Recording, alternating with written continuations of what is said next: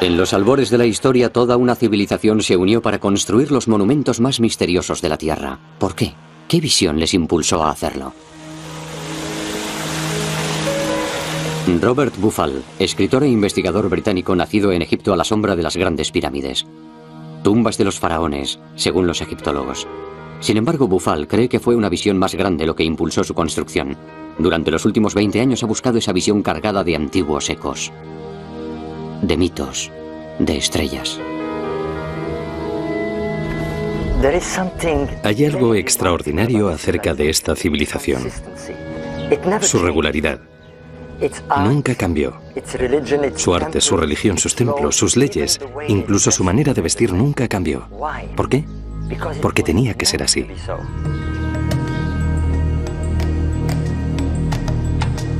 Hace 10 años, Buffal hizo un descubrimiento que despertó la curiosidad del mundo entero. Las misteriosas cámaras del interior de las pirámides de Giza, que antiguamente se pensaba que tenían la función de ventilar, apuntaban a las estrellas.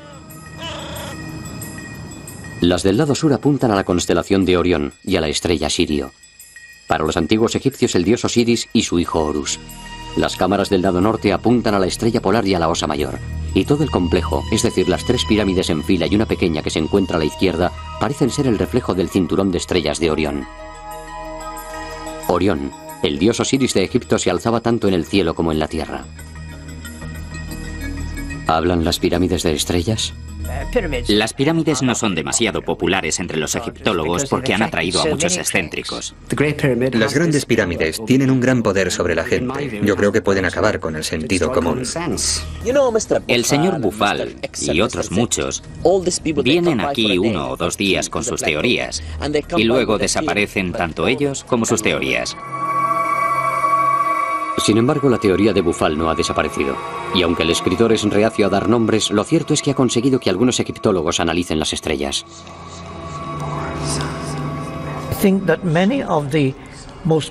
Creo que las ideas más productivas son consideradas al principio descabelladas. Posteriormente, se intentan encontrar errores. Y al final, todo el mundo sabía que la teoría era cierta.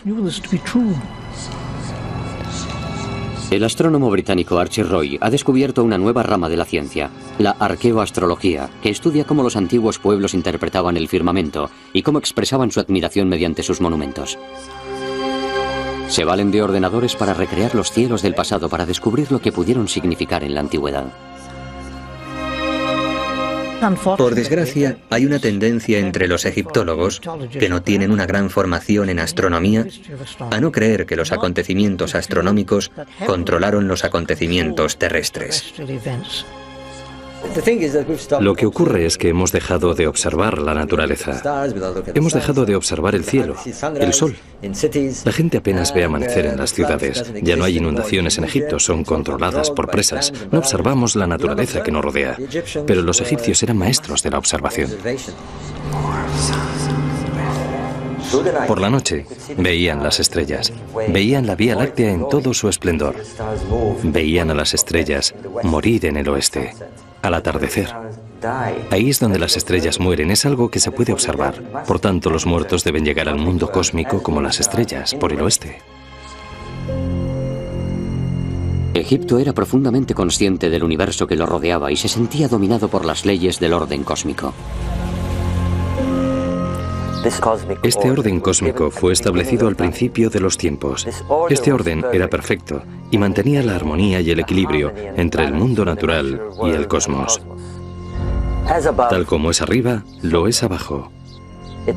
La diosa Maat dominaba el mundo de los dioses y también el inferior. El orden cósmico, o Maat, la idea con la que los egipcios tocaron la eternidad y los movimientos lentos y majestuosos del tiempo. Los egipcios veían el mundo y el tiempo de una manera muy diferente. Nosotros corremos hacia Dios sabe dónde, siempre hacia adelante, y nunca volvemos al punto de origen. Ellos veían el tiempo en ciclos que volvían continuamente al punto de origen. Estos ciclos de tiempo quedaron grabados en el mito de la creación de Egipto. Al principio surgió un montículo de un océano de caos. Sobre él apareció el Creador, el dios del sol Ra. La primera salida de sol se produce en este montículo. Y la primera aparición de vida, con un ave mágica, un ave de fuego, el ave fénix, llega y emite el primer sonido. Así comienza el tiempo. El sonido del ave fénix fija los ciclos del orden cósmico, los ciclos del tiempo. Y cuando termina el ciclo, el ave fénix volará de nuevo para fijar otro nuevo círculo en movimiento. Sobre ese montículo de creación se creó posteriormente Heliópolis, la ciudad del sol, el gran centro del saber de Egipto, donde los sacerdotes formularon sus ideas del universo. La propia tierra de Egipto explica por qué sus gentes se sentían dominadas por Maat, el orden cósmico que gobernó los ciclos de la naturaleza.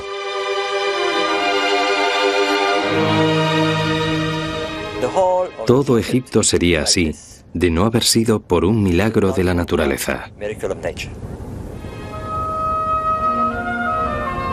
Egipto es un regalo del Nilo, y el Nilo desde tiempos inmemoriales tiene un ciclo.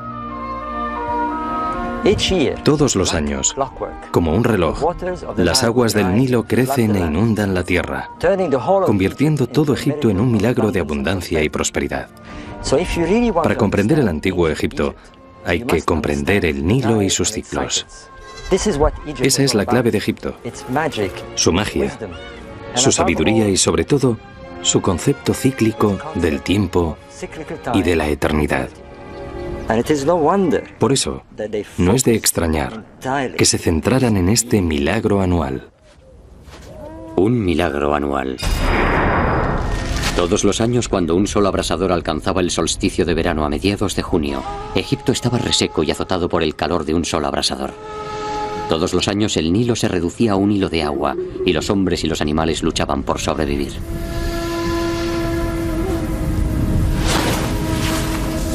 Pero los antiguos egipcios desconocían que los grandes lagos de África, llenos hasta los bordes, provocarían torrentes de agua en el norte para rescatar a Egipto.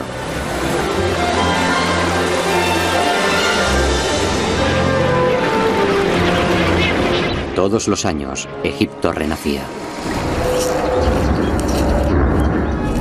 Así expresaba su sobrecogimiento por el milagro anual de la resurrección de sus dioses. Verde como las nuevas cosechas era el dios del renacer, el señor de la vida eterna, Osiris. Bandadas de ibis llegaban antes de la inundación como si fueran heraldos de un inminente renacer y como símbolo del gran Tod, el señor de la sabiduría y heraldo de los dioses. Los antiguos egipcios eran unos magníficos observadores de la naturaleza y no pudieron evitar darse cuenta de que el ciclo del Nilo coincidía con el ciclo del Sol y las estrellas. Asimismo, Egipto vio elementos cósmicos aún más grandes en el ritual anual del renacimiento. La estrella más brillante del cielo, Sirio, no se veía durante 70 días. Pero al comienzo del solsticio de verano, justo antes de la salida del sol y la llegada de las inundaciones, Sirio reaparecería de repente y brillaría sobre el horizonte. Estos 70 días eran considerados un periodo de magia y metamorfosis de la estrella. Estos 70 días eran tan importantes que cuando preparaban a las momias, las dejaban durante 70 días antes de celebrar el renacer. Y esperaban. Y por un maravilloso milagro, la estrella reaparecía cuando el sol se alzaba con el solsticio de verano y cuando la inundación se producía. No es de extrañar que esta estrella se convirtiera en la estrella del renacer, en uno de los grandes mitos del hombre. El mito del primer tiempo, el Zep-Tepi, o la Edad de Oro, es decir, cuando los dioses dominaban la tierra y Osiris y su consorte Isis trajeron esplendor, sabiduría y conocimiento a la tierra de Egipto. Pero Set, su hermano, creció lleno de celos y sintiéndose traicionado, por lo que mató a Osiris. El mundo se sumió en un caos cuando Set cortó el cuerpo de Osiris y escondió sus trozos y su sangre por todo Egipto. Pero Isis, su fiel consorte, le buscó por cada rincón, reunió los trozos de su amado Osiris y los envolvió en lino, haciendo de él la primera momia de la vida eterna. Sin embargo, no pudo encontrar el falo, por lo que fabricó un falo de oro que la fecundó con su simiente y dio a luz a un hijo de Osiris, Horus, el hijo divino. Horus se convirtió en el primer hombre dios, en el primer faraón que dominó Egipto. Todos los faraones que le siguieron se creyeron reencarnaciones de Horus. El mito del renacer. Egipto renacía cada año. Algo que también ocurría en el firmamento en esa época mágica del año, cuando llegaban las inundaciones del Nilo. Era el momento mágico que esperaban todos los años. Era el gran día del renacer, con la gran constelación de Orión planeando al este y admirando el acontecimiento. Orión es Osiris, y luego se ve la constelación de la diosa Isis, Canis Majoris. Y desde dentro de esa constelación, como si del vientre de la diosa Isis se tratara, emerge la estrella Sirio, que es Horus. Horus es la estrella Sirio, la estrella del Hijo Divino. Y eso era lo que veían, el brillo de la estrella de Horus, la estrella Sirio, su luz apareciendo por primera vez al amanecer, mezclándose con los rayos del nuevo sol del solsticio de verano. La estrella renacida tras 70 días y transformada en la gloria del sol naciente, se convertía en Horus del horizonte, en Ra-Horakhti. Entonces llegaba la inundación, Egipto renacía y los portales del firmamento se abrían.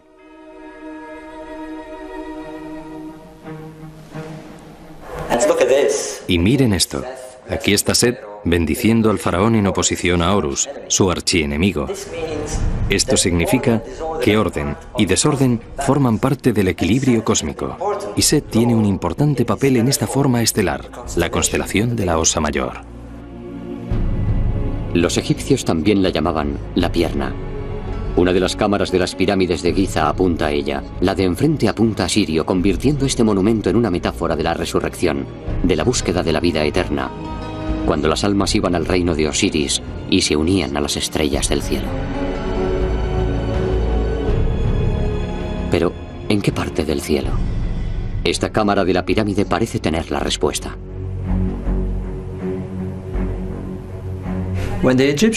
Cuando los egipcios miraban al cielo de noche en el norte, veían un grupo de constelaciones que giraban alrededor del polo las 24 horas. Se trataba de las estrellas circumpolares, que los egipcios llamaban las imperecederas, las estrellas que nunca morían. Y esto se explica porque esas estrellas nunca se ponen. Por tanto, no es de extrañar que se quisieran unir a estas estrellas eternas. Entonces ahora sabemos que era un importante ritual que implicaba que esas estrellas se alinearan con las pirámides y los templos. El faraón y una sacerdotisa que representaba a una diosa llamada Shashet estiraban una cuerda para definir la dirección del templo, para que se alineara con las estrellas. Y a eso apuntaba. Apuntaba al grupo de estrellas que giraban en torno al polo, a las imperecederas, a las estrellas que nunca se ponían.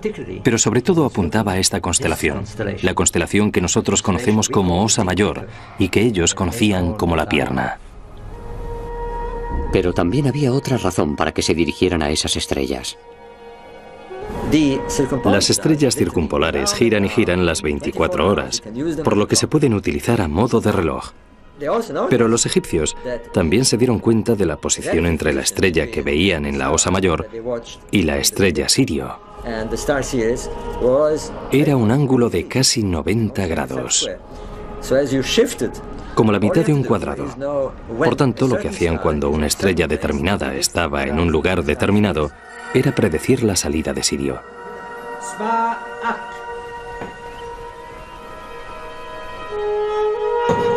Cuando el templo estaba alineado con las estrellas, el mito, la magia y la ley cósmica se unían.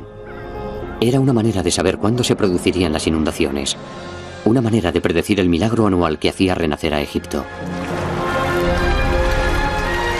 Para Bufal, redescubrir este casi olvidado ritual fue un gran avance.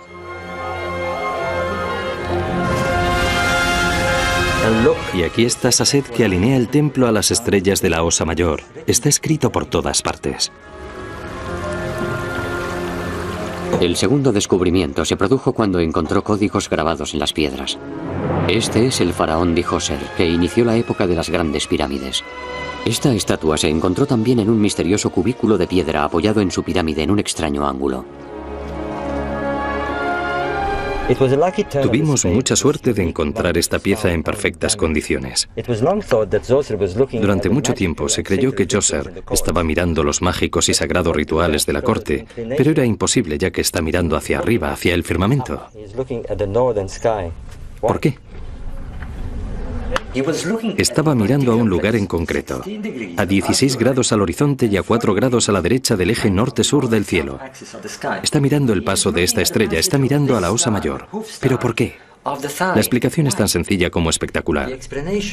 Si en este preciso momento giramos hacia el este, vemos el mágico momento de la salida de la estrella Sirio.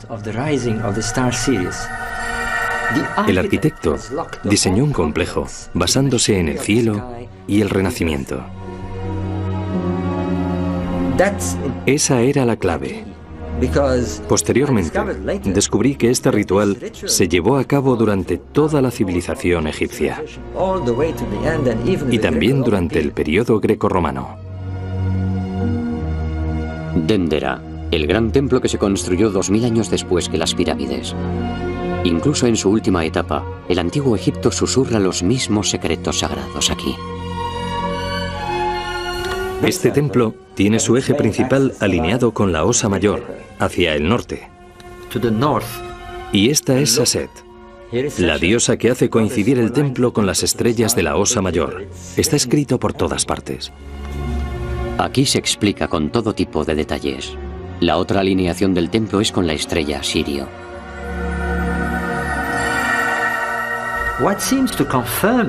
Lo que parece confirmar esto es que hay pinturas que muestran a un rey Horus con una lanza apuntando a ese lugar de la constelación. La búsqueda de Bufal coincide con la de otros que estudian cómo los reyes y sacerdotes antiguos relacionaban la astronomía con los monumentos de la Tierra. Me interesan mucho los monumentos sagrados.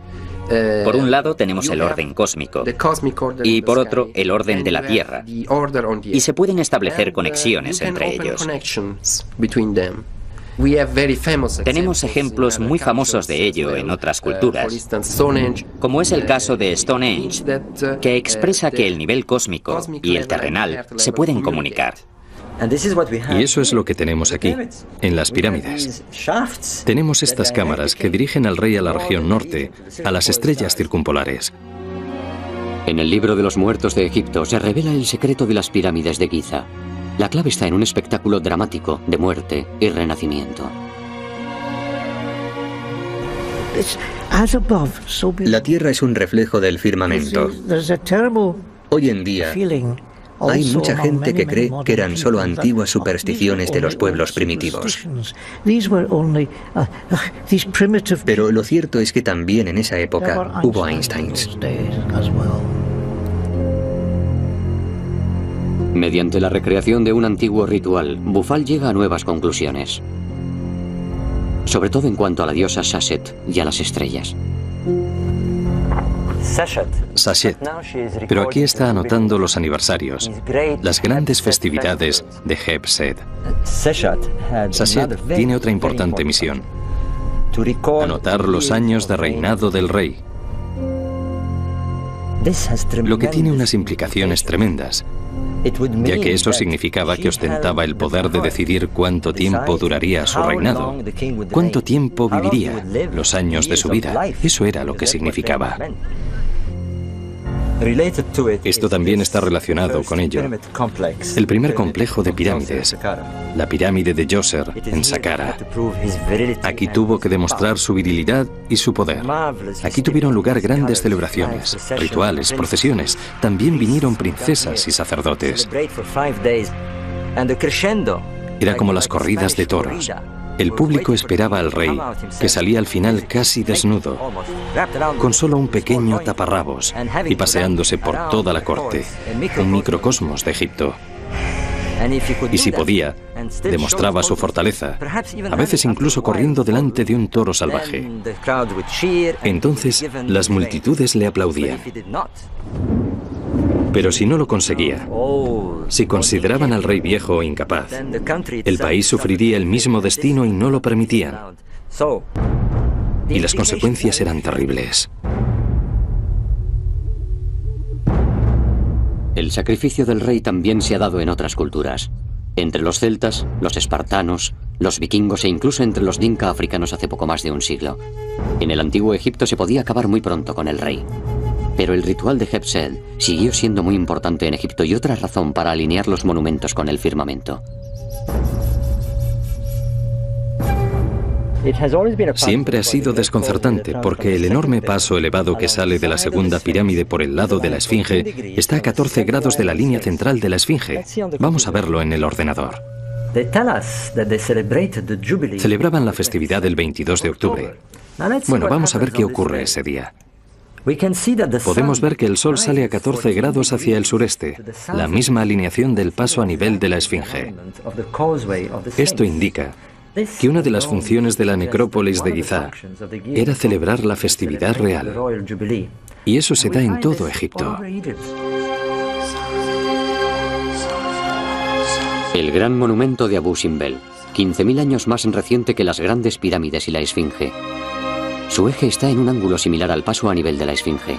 El ángulo de la festividad, el anochecer del 22 de octubre, el día de Hebsed. Tristemente, el lago Nasser hace que la luz del sol esté difuminada, pero podremos ver la nitidez de la luz. Los babuinos lo iluminan primero. En la antigüedad estos babuinos bajaban a la orilla del Nilo y cuando salía el sol parloteaban y gritaban de alegría como si estuvieran hablando con el dios del sol.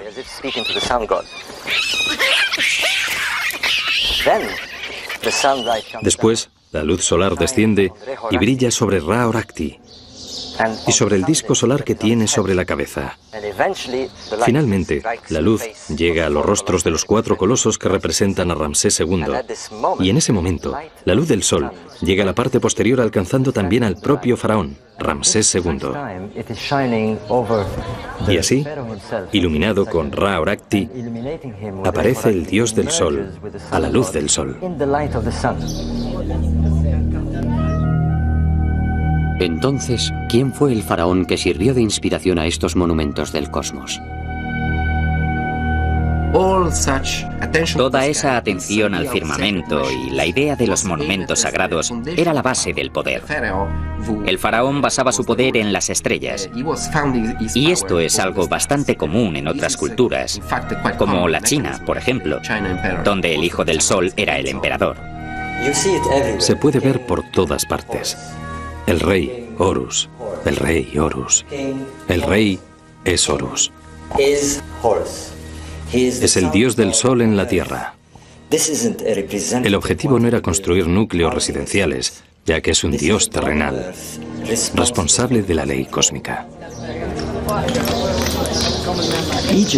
Egipto creía que la Tierra era un reflejo del paisaje celestial y que todos los cambios que ocurrían en el cielo, los ciclos del Sol y los cambios de las estrellas debían reflejarse en la Tierra. Por tanto, tenemos 3.000 años de existencia faraónica y a medida que el cielo cambia de norte a sur, a lo largo de esos 3.000 años, también lo hacen los monumentos.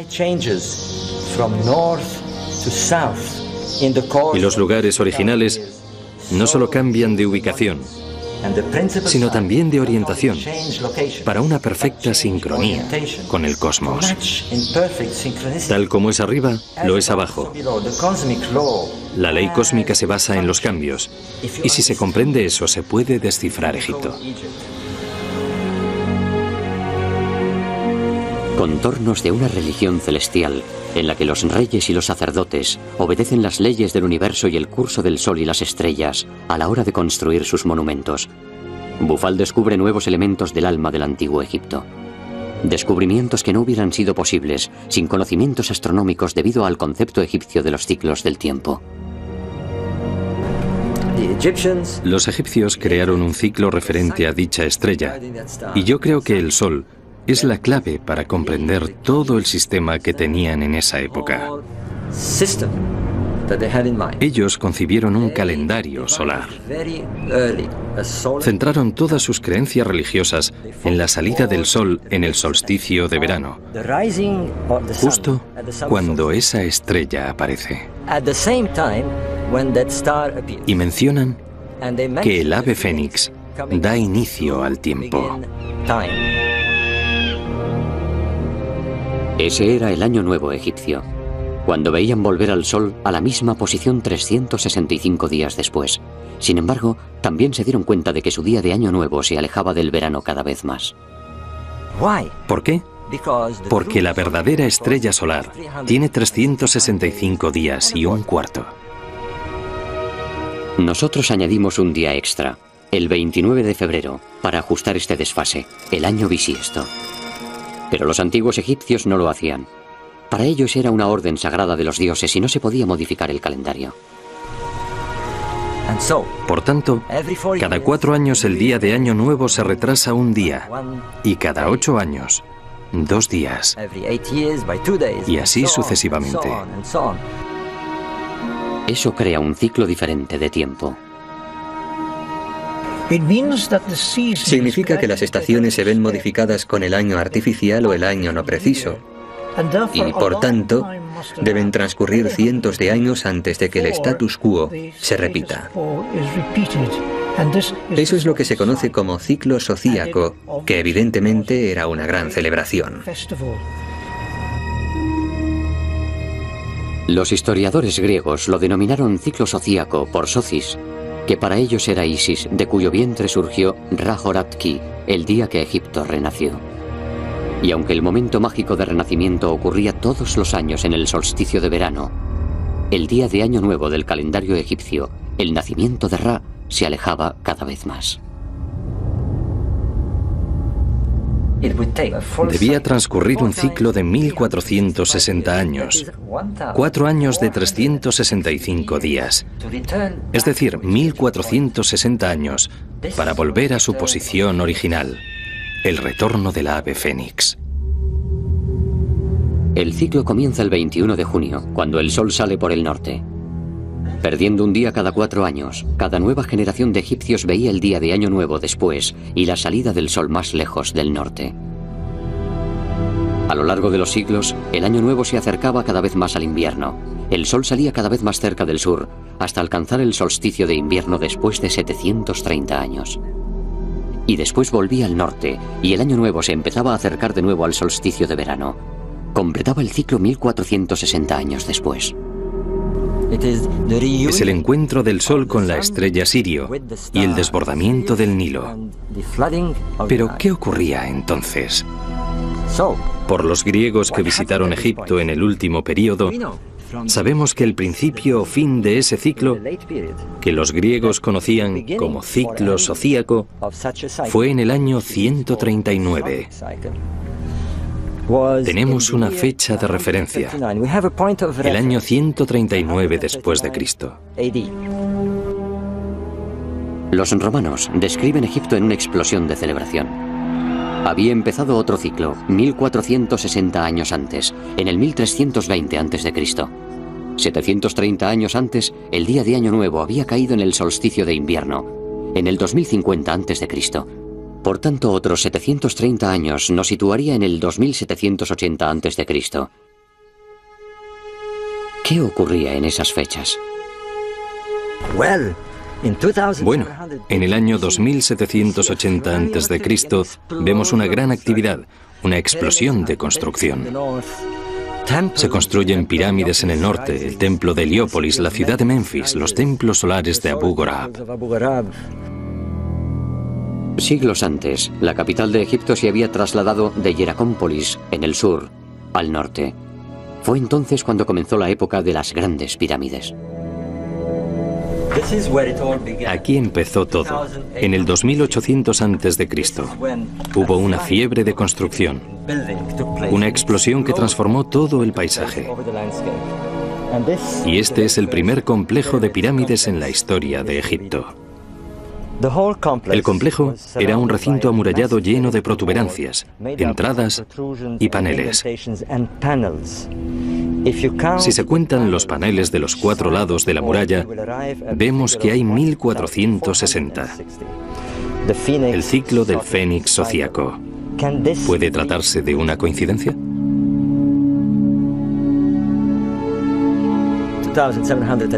En el año 2780 a.C. tuvo lugar el nacimiento de Ra-Horakhti, en el solsticio de verano, cuando el sol salió en el extremo norte. Esto significa que en 730 años, el día de Año Nuevo coincidirá con el solsticio de invierno en el sur. Y si es cierto que los antiguos egipcios creían que su tierra era el reflejo del firmamento, debería haber un centro en el sur, construido 730 años después, tras el establecimiento del calendario, es decir, en el solsticio de invierno. ¿Y qué encontramos allí? El centro de Karnak, que se empezó a construir en el año 2050 a.C., justamente 730 años después del establecimiento del calendario. Y vemos que su eje apunta al solsticio de invierno.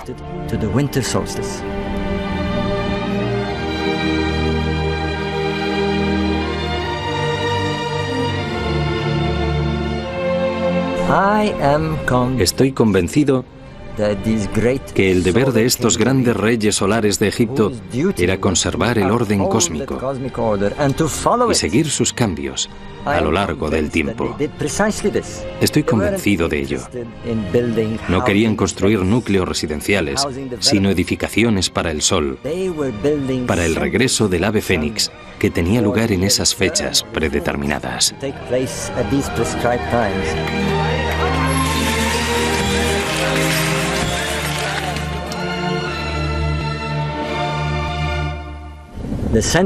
La construcción del centro de Karnak empezó en el año 2050 a.C.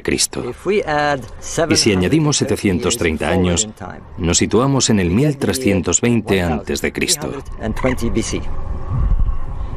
Deberían producirse algunos acontecimientos mayores, como que un faraón trasladara la capital del sur al norte. ¿Y con qué nos encontramos? Con el herético faraón Ajenatón, que trasladó la capital a una nueva ciudad, a Tel el Amarna. En el decenio anterior al año 1320, cuando se produce el gran nacimiento de Ra y termina el ciclo zodíaco, aparece la figura más enigmática de la historia de Egipto, Ajenatón. Introdujo cambios espectaculares. Los egipcios adoraban a muchos dioses, pero él les dijo, no, debéis adorar a un Dios universal. Era un hombre muy profundo que creyó en las cosas que creemos hoy en día, un Dios universal. Y por eso yo siempre digo que hay que reconocer la superioridad de Ajenatón. Ajenatón se deshace de todo tipo de iconografía, conservando únicamente el disco solar como imagen del dios del sol. Y después hace algo aún más radical. Hay que entender el modo de pensar de este enigmático faraón. Ha habido 1400 años de espera para que se reinstaure por sí mismo el orden cósmico. Y él es el elegido. Es el faraón que nace en esa época. Debía de creer que era una especie de mesías solar, el responsable de reinstaurar el orden. Esa fue la gran visión de Ajenatón, y quería hacerlo con tal fervor que fue contra todos sus consejeros y se llevó a todos los sacerdotes, a toda la nobleza y a toda su familia en un éxodo masivo a una nueva ciudad, Tel el Amarna, donde manda construir un templo en honor al dios solar, el Atón. ¿Podría el ciclo zodíaco que se acercaba a su fin haber inspirado la revolución de Ajenatón?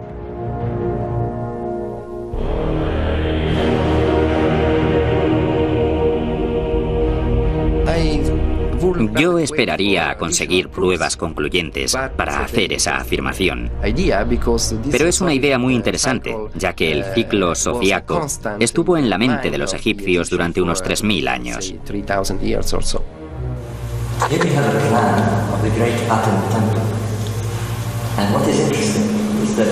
Lo más interesante son los 730 altares, de nuevo el número zodíaco. Se trata de un periodo que ha fascinado a generación tras generación, pero no hay nada más fascinante que la enigmática reina Nefertiti, que probablemente se bañaba ahí, en esa piscina. El único error que cometió Ajenatón fue hacer que los egipcios adoraran al nuevo dios a través de su imagen. Los egipcios creyeron que había una conexión entre él y Atón. Él era el dios. Y cuando murió, Atón desapareció y resurgieron otros dioses. Me encuentro en la entrada del gran templo de Atón, que medía 500 metros. Pero esto es todo lo que queda de él: escombros y polvo. El año posterior a la muerte de Ajenatón es el 1320. Es una época de revueltas, de luchas civiles e incluso de invasiones. La ideología zodíaca parece desvanecerse. Sin embargo, hay otro fenómeno que lleva a Bufal a conclusiones bastante controvertidas sobre el antiguo Egipto y su percepción de las estrellas.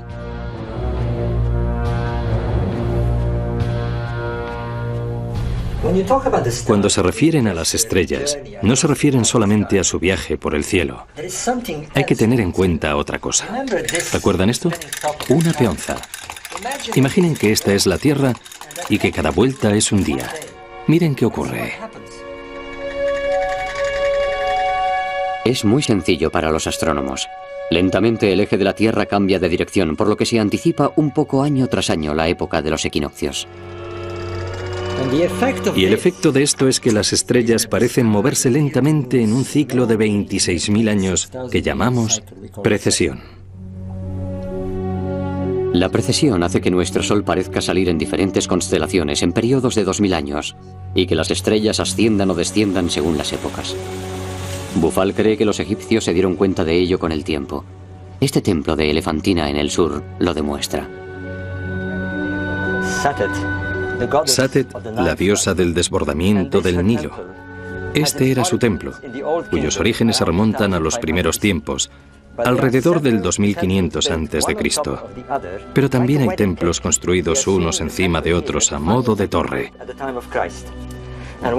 El templo que estamos viendo es el templo final que construyeron después de Cristo. Lo más interesante es el eje de los templos sucesivos, ya que se dirigen a la estrella Sirio, lo que demuestra su obsesión por dicha estrella y cómo la observaron en las diferentes épocas. Se puede ver en Dendera o en el templo de Karnak. Aquí también se puede apreciar cómo el eje del templo cambia en la dirección de la estrella del norte. Si el antiguo Egipto percibió la precesión a lo largo del milenio, Bufal puede estar ante una impresionante conclusión relacionada con el núcleo del ser, donde todos los mitos convergen: el Zep-Tepi, o primer tiempo. El antiguo Egipto creía que aquí es donde todo empezó, el montículo de la creación. Pero ¿cuándo empezó? Hay una gran controversia sobre la época de la Esfinge. Algunos creen que es miles de años más antigua de lo que se pensaba, pero de lo que no hay duda es de hacia dónde mira. Mira hacia el este, donde el sol sale en el equinoccio. Evidentemente es un fechador de tiempo, pero un tiempo inicial, el comienzo de los tiempos, el Zep-Tepi, cuando el rey león de la tierra miró a los leones cósmicos y al sol del firmamento en el año 11.500 a.C. 11.500 a.C. Los astrólogos llamarían a esta época la época de Leo, porque el sol salió en esa constelación. Y si el antiguo Egipto creía en la idea de tal como es arriba, lo es abajo, el león de la tierra miraría al león del firmamento. La idea de ser un león Las inteligentes personas que construyeron estos monumentos eran muy inteligentes y no hicieron nada al azar. Tuvieron mucha lógica de acuerdo con sus creencias. Siempre la tuvieron. Y hay más cosas que demuestran que construyeron escenarios increíbles. ¿Recuerdan la precesión? 11.500 a.C., época en que Sirio apareció por primera vez en tierras egipcias en el mágico día del Renacimiento. De esto hablaban los egipcios cuando se referían al primer tiempo y a la llegada del Fénix para crear el ciclo del tiempo. Vamos a analizar este paisaje, esta región, este lugar donde comenzó el principio de los tiempos, el Tep Cepi. Con los faraones, las pirámides de Giza estaban coronadas con piezas de oro. Los egiptólogos se han empezado a preguntar si era para conectarlas con otros monumentos que se encontraran a la vista. El padre de la astronomía, el griego Euxodo, describe una torre enorme donde los sacerdotes egipcios iban a observar las estrellas, en un lugar conocido antiguamente como Letópolis, a unos 30 kilómetros al norte de las grandes pirámides. Su diagonal apuntaba al gran templo de Heliópolis. Las tres formaban un triángulo recto, visible día y noche, ya que el sol y la luna iluminaban sus extremos dorados. Imaginen que están en Letópolis en aquella época, en el año 11.500 a.C., y que se encontraran mirando al sur. ¿Qué verían?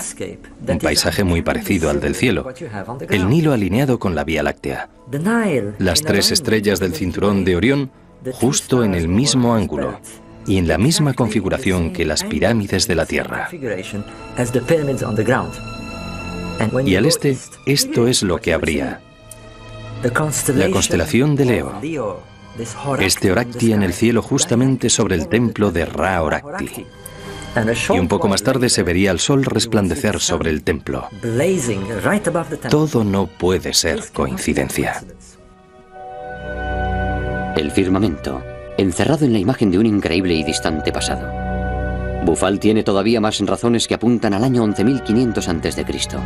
Para los antiguos egipcios, los 70 días en que la estrella Sirio desaparecía del cielo eran cruciales. Momificación. Todo Egipto esperaba el momento del renacer durante esos 70 días. Ahora veamos qué ocurre en el cielo durante esos 70 días. El sol está aquí, en esta posición en Leo, cuando la estrella renace al amanecer. Pero vamos a ver qué pasa 70 días antes. Todo el paisaje solar parece escabullirse a medida que hacemos retroceder al sol. Estaría por aquí, en el lado oeste de la Vía Láctea. Si la teoría de tal como es arriba lo es abajo se demuestra, el oeste de la Vía Láctea nos debería llevar al oeste del Nilo. Si esta teoría es correcta, estas tres estrellas representan a las tres pirámides de la Tierra. Sabemos que las pirámides están a unos 950 metros de distancia. Si utilizamos la misma escala, esta distancia debería ser unos 9 kilómetros y medio. Por tanto, deberíamos encontrar algún templo del Sol, algún puerto donde el Sol esté a punto de atravesar la Vía Láctea e ir hacia la constelación de Leo, el templo de Orakti en el cielo. Pues bien, vamos a ver lo que hay en la Tierra. Tal y como creíamos, aquí lo tenemos, el templo solar de Abu Ghorab. Si seguimos la alineación de este eje, vemos que hay exactamente 9 kilómetros y medio de distancia con las grandes pirámides de Giza. Esta zona de aquí parece un puerto religioso, donde habría barcos y un paso elevado rumbo a Heliópolis en esa dirección. Estamos ante un paisaje interrelacionado.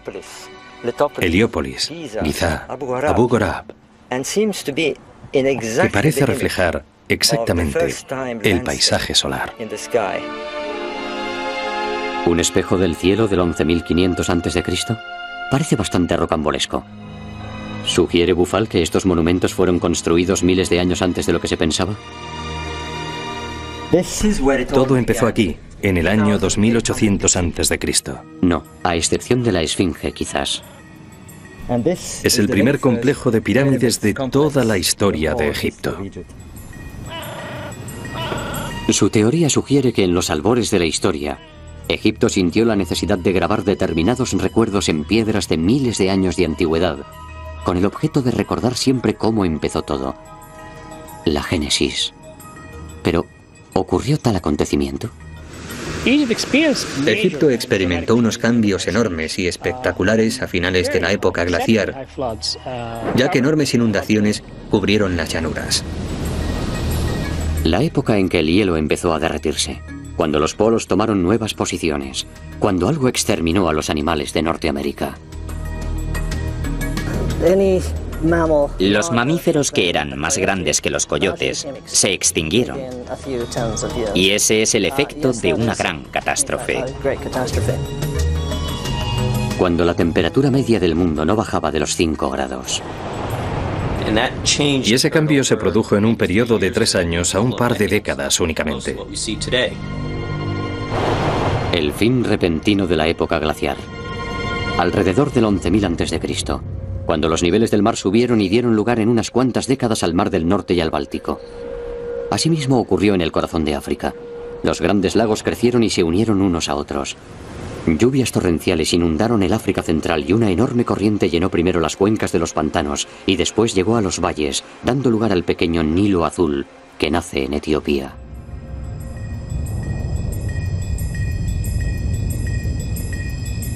Donde hoy está la ciudad de Jartum, el Nilo azul y blanco confluyeron en un río que iba a dar forma y destino a Egipto alrededor del año 11.000 a.C.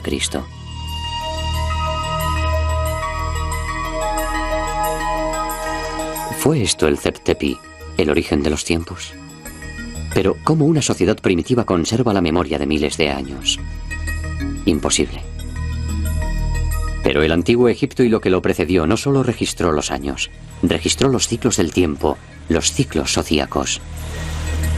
En los albores de la historia, el faraón Djoser lo hizo con el primer complejo de las grandes pirámides. Pero si sabían aquello entonces, ¿conocerían también el ciclo anterior y el anterior? El origen de los tiempos. Bufal encuentra la conmemoración en sus mitos y monumentos y también en las estrellas.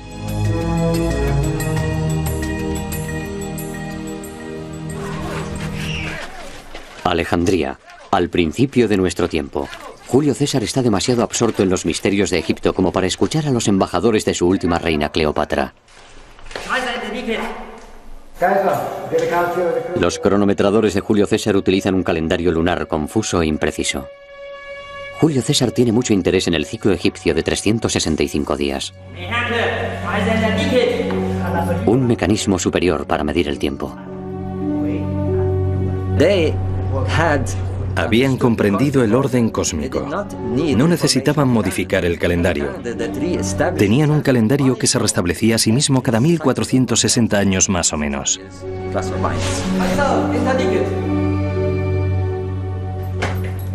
César termina dando nombre a los meses que hoy conocemos, diciembre, enero, y adopta el calendario egipcio, pero no completamente.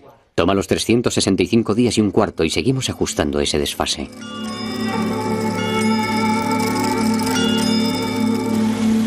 A diferencia de los grandes ciclos egipcios de tiempo, nuestro tiempo va hacia adelante. Dios sabe dónde.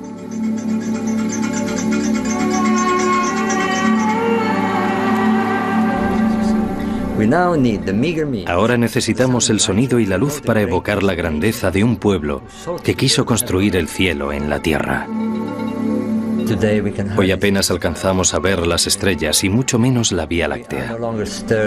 No disfrutamos de su magia. Nos hemos robado a nosotros mismos la grandeza que un día tuvimos.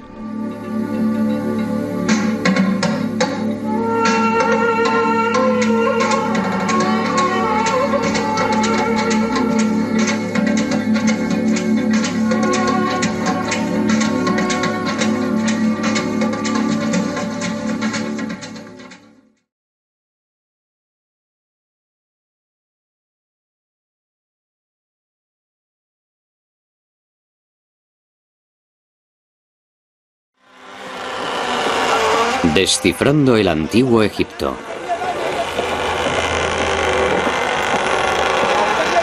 En los albores de la historia, toda una civilización se unió para construir los monumentos más misteriosos de la Tierra. ¿Por qué?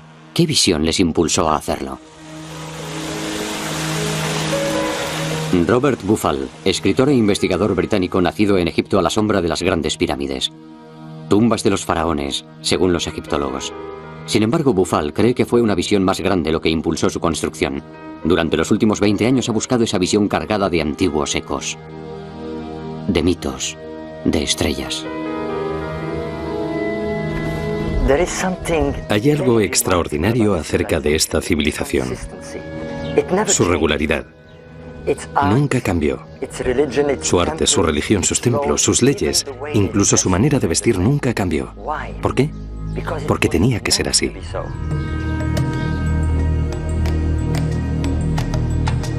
Hace 10 años, Bufal hizo un descubrimiento que despertó la curiosidad del mundo entero. Las misteriosas cámaras del interior de las pirámides de Giza, que antiguamente se pensaba que tenían la función de ventilar, apuntaban a las estrellas. Las del lado sur apuntan a la constelación de Orión y a la estrella Sirio. Para los antiguos egipcios, el dios Osiris y su hijo Horus. Las cámaras del lado norte apuntan a la estrella polar y a la Osa Mayor. Y todo el complejo, es decir, las 3 pirámides en fila y una pequeña que se encuentra a la izquierda, parecen ser el reflejo del cinturón de estrellas de Orión. Orión, el dios Osiris de Egipto, se alzaba tanto en el cielo como en la tierra. ¿Hablan las pirámides de estrellas? Las pirámides no son demasiado populares entre los egiptólogos porque han atraído a muchos excéntricos. Las grandes pirámides tienen un gran poder sobre la gente. Yo creo que pueden acabar con el sentido común. El señor Bufal y otros muchos vienen aquí 1 o 2 días con sus teorías y luego desaparecen tanto ellos como sus teorías. Sin embargo, la teoría de Bufal no ha desaparecido. Y aunque el escritor es reacio a dar nombres, lo cierto es que ha conseguido que algunos egiptólogos analicen las estrellas.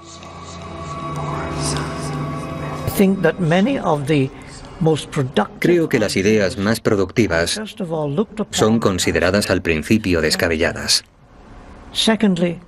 Posteriormente, se intentan encontrar errores. Y al final, todo el mundo sabía que la teoría era cierta. El astrónomo británico Archie Roy ha descubierto una nueva rama de la ciencia, la arqueoastrología, que estudia cómo los antiguos pueblos interpretaban el firmamento y cómo expresaban su admiración mediante sus monumentos. Se valen de ordenadores para recrear los cielos del pasado para descubrir lo que pudieron significar en la antigüedad.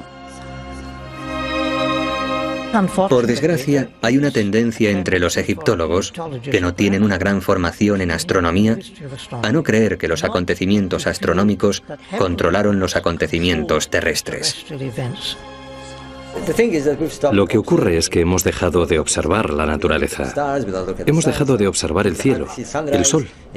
La gente apenas ve amanecer en las ciudades. Ya no hay inundaciones en Egipto, son controladas por presas. No observamos la naturaleza que nos rodea. Pero los egipcios eran maestros de la observación. Por la noche veían las estrellas, veían la Vía Láctea en todo su esplendor, veían a las estrellas morir en el oeste, al atardecer. Ahí es donde las estrellas mueren, es algo que se puede observar. Por tanto, los muertos deben llegar al mundo cósmico como las estrellas, por el oeste. Egipto era profundamente consciente del universo que lo rodeaba y se sentía dominado por las leyes del orden cósmico.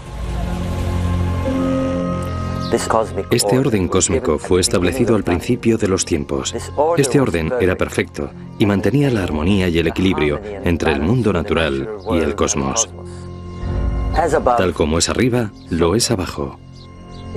La diosa Maat dominaba el mundo de los dioses y también el inferior.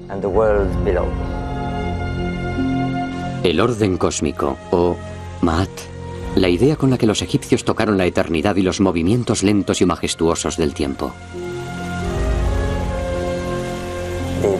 Los egipcios veían el mundo y el tiempo de una manera muy diferente. Nosotros corremos hacia Dios sabe dónde, siempre hacia adelante, y nunca volvemos al punto de origen. Ellos veían el tiempo en ciclos que volvían continuamente al punto de origen. Estos ciclos de tiempo quedaron grabados en el mito de la creación de Egipto. Al principio surgió un montículo de un océano de caos. Sobre él apareció el creador, el dios del sol Ra.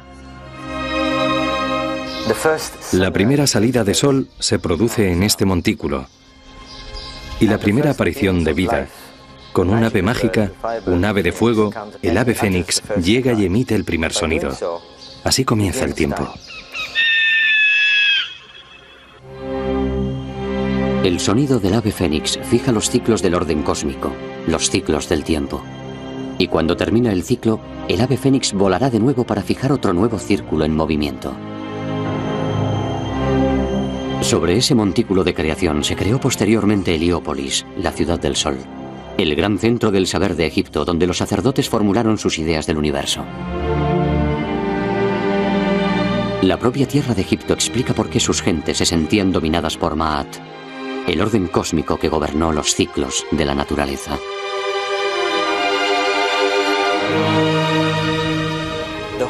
Todo Egipto sería así, de no haber sido por un milagro de la naturaleza.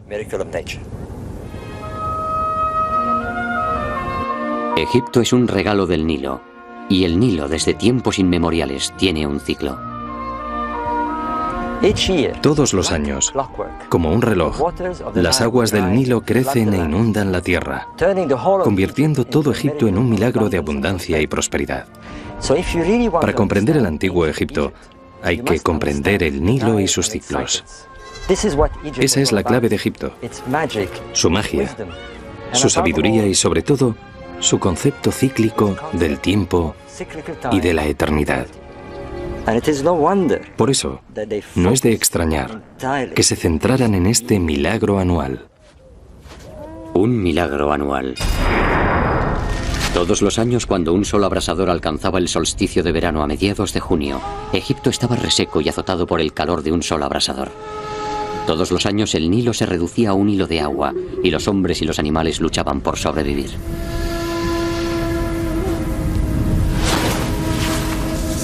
Pero los antiguos egipcios desconocían que los grandes lagos de África, llenos hasta los bordes, provocarían torrentes de agua en el norte para rescatar a Egipto.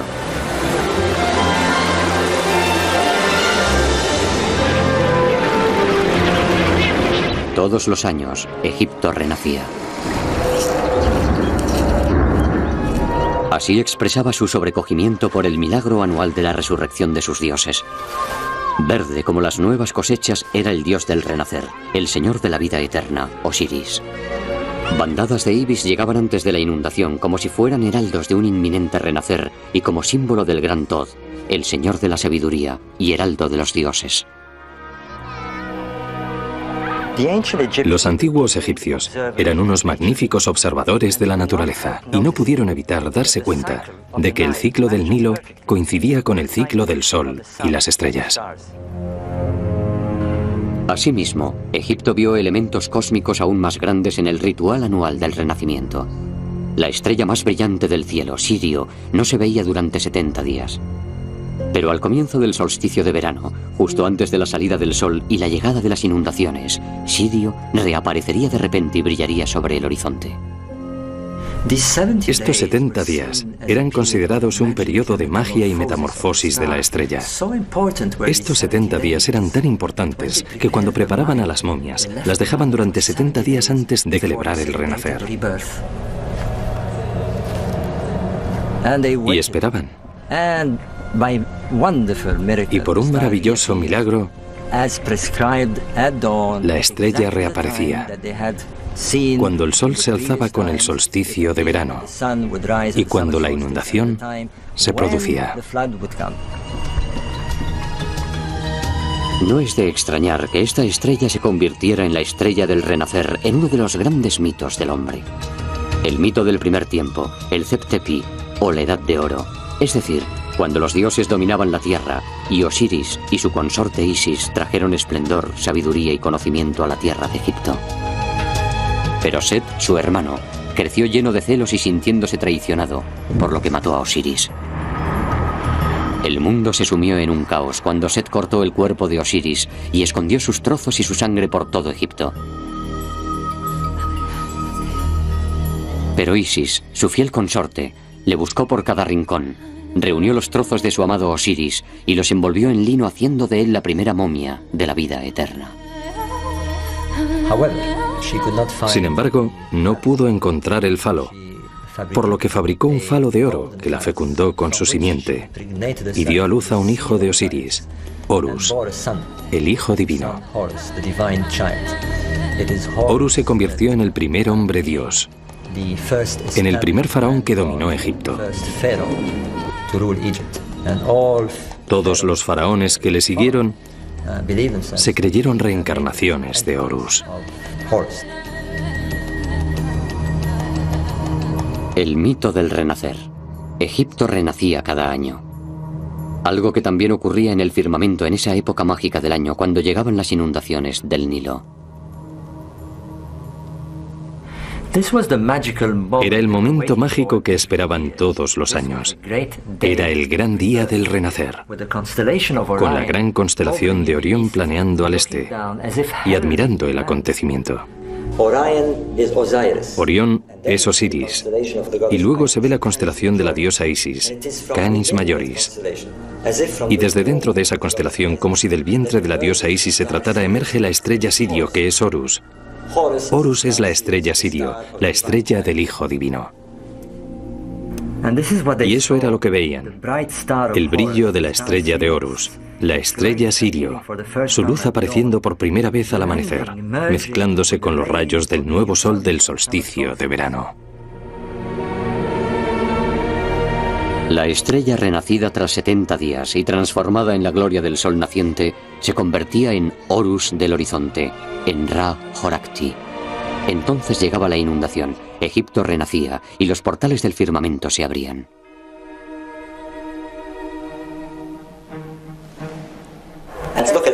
Y miren esto. Aquí está Set bendiciendo al faraón en oposición a Horus, su archienemigo. Esto significa que orden y desorden forman parte del equilibrio cósmico. Y Set tiene un importante papel en esta forma estelar, la constelación de la Osa Mayor. Los egipcios también la llamaban la pierna. Una de las cámaras de las pirámides de Giza apunta a ella, la de enfrente apunta a Sirio, convirtiendo este monumento en una metáfora de la resurrección, de la búsqueda de la vida eterna, cuando las almas iban al reino de Osiris y se unían a las estrellas del cielo. Pero, ¿en qué parte del cielo? Esta cámara de la pirámide parece tener la respuesta.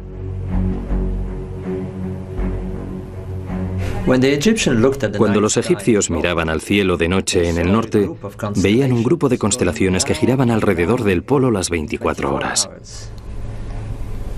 Se trataba de las estrellas circumpolares, que los egipcios llamaban las imperecederas, las estrellas que nunca morían. Y esto se explica porque esas estrellas nunca se ponen.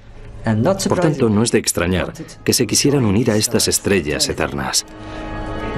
Entonces ahora sabemos que era un importante ritual que implicaba que esas estrellas se alinearan con las pirámides y los templos. El faraón y una sacerdotisa que representaba a una diosa llamada Shashet estiraban una cuerda para definir la dirección del templo, para que se alineara con las estrellas. Y a eso apuntaba. Apuntaba al grupo de estrellas que giraban en torno al polo, a las imperecederas, a las estrellas que nunca se ponían.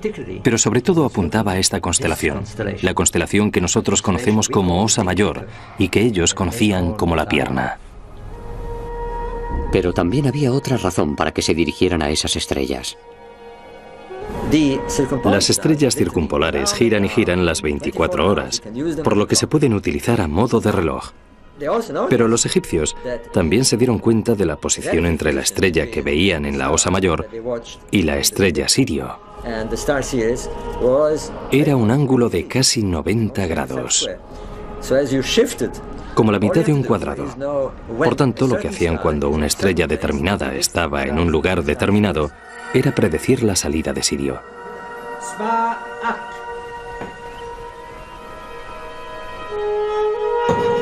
Cuando el templo estaba alineado con las estrellas, el mito, la magia y la ley cósmica se unían.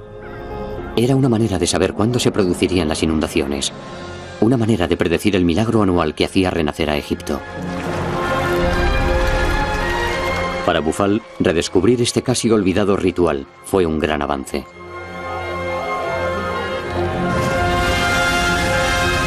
Y aquí está Sasset, que alinea el templo a las estrellas de la Osa Mayor. Está escrito por todas partes. El segundo descubrimiento se produjo cuando encontró códigos grabados en las piedras.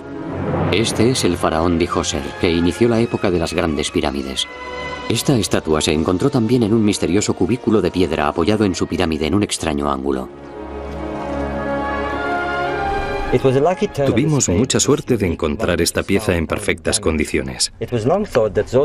Durante mucho tiempo se creyó que Djoser estaba mirando los mágicos y sagrados rituales de la corte, pero era imposible ya que está mirando hacia arriba, hacia el firmamento. ¿Por qué? Estaba mirando a un lugar en concreto, a 16 grados al horizonte y a 4 grados a la derecha del eje norte-sur del cielo. Está mirando el paso de esta estrella, está mirando a la Osa Mayor. ¿Pero por qué? La explicación es tan sencilla como espectacular. Si en este preciso momento giramos hacia el este, vemos el mágico momento de la salida de la estrella Sirio. El arquitecto diseñó un complejo basándose en el cielo y el renacimiento. Esa era la clave. Posteriormente, descubrí que este ritual se llevó a cabo durante toda la civilización egipcia y también durante el periodo grecorromano. Dendera, el gran templo que se construyó 2000 años después que las pirámides. Incluso en su última etapa, el antiguo Egipto susurra los mismos secretos sagrados aquí. Este templo tiene su eje principal alineado con la Osa Mayor, hacia el norte. Y esta es Sasset, la diosa que hace coincidir el templo con las estrellas de la Osa Mayor. Está escrito por todas partes. Aquí se explica con todo tipo de detalles. La otra alineación del templo es con la estrella Sirio.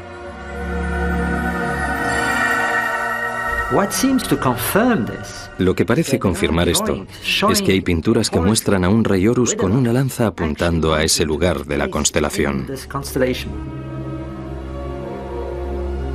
La búsqueda de Bufal coincide con la de otros que estudian cómo los reyes y sacerdotes antiguos relacionaban la astronomía con los monumentos de la Tierra.